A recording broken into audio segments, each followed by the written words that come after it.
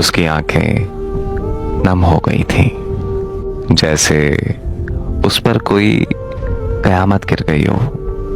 मैं ये समझ चुका था कि वो बहुत बड़ा दर्द लिए घूम रही है।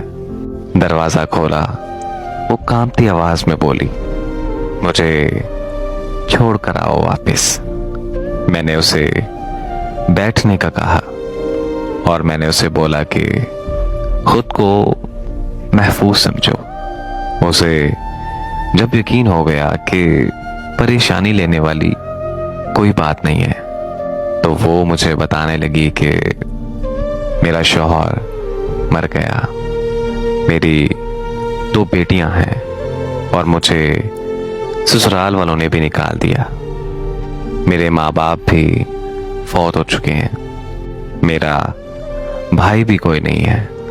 सब कुछ छोड़ छाड़ कर मैं अपने चचा के घर आई। चाचा के बेटे ने मेरे साथ ज्यादती की। मैंने जब चाची को बताया तो सबने मुझे गलत समझा और मुझे ही गलत ठहराया। उसके बाद मुझे उन्होंने धक्के देकर अपने घर से निकाल दिया। मेरे एक दूर के रिश्तेदार ने एक बूढ़े आदमी से मेरी शादी करवा दी।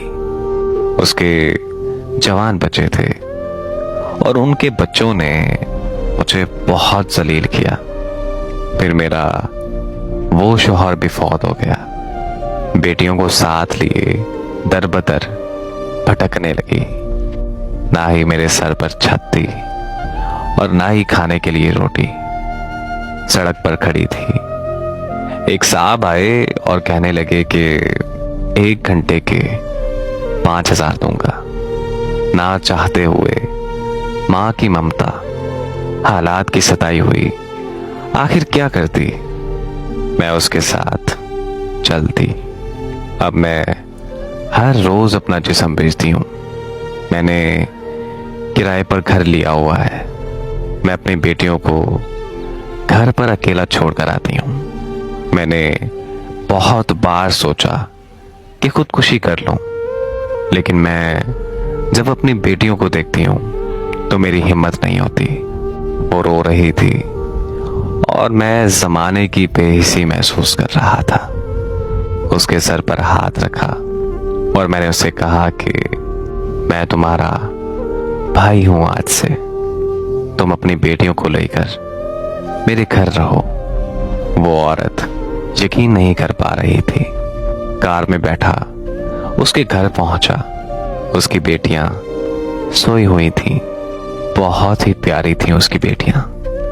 उन्हें गोद में उठाया तो दिल को सुकून मिला।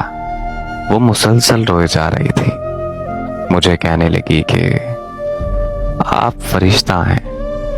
वो दुआएं देने लगी अपनी झोली उठाकर। न जाने कितनी दुआएं देती रही।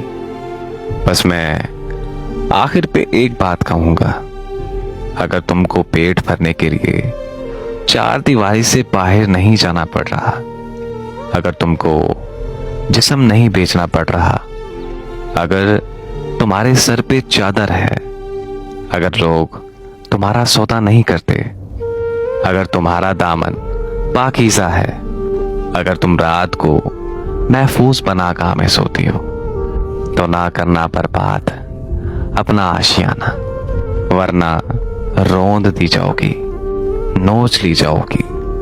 जो औरतें तलाक लिए बैठी हैं, पूछो उनसे। और फिर सारी जिंदगी ये ताना सुनते गुजर जाती है, अगर ये इतनी ही अच्छी होती तो तलाक ही क्यों लेती। खैर, वो लड़की अल्हम्दुलिल्लाह से महफूज है, लेकिन वो रोती है। और जानते हो कि औरत की बर्बादी में कहीं ना कहीं मर्द का हाथ जरूर होता है। मेरी दुआ है कि अल्लाह पाक हर बहन, हर बेटी की इज्जत महफूज रखे। आमीन।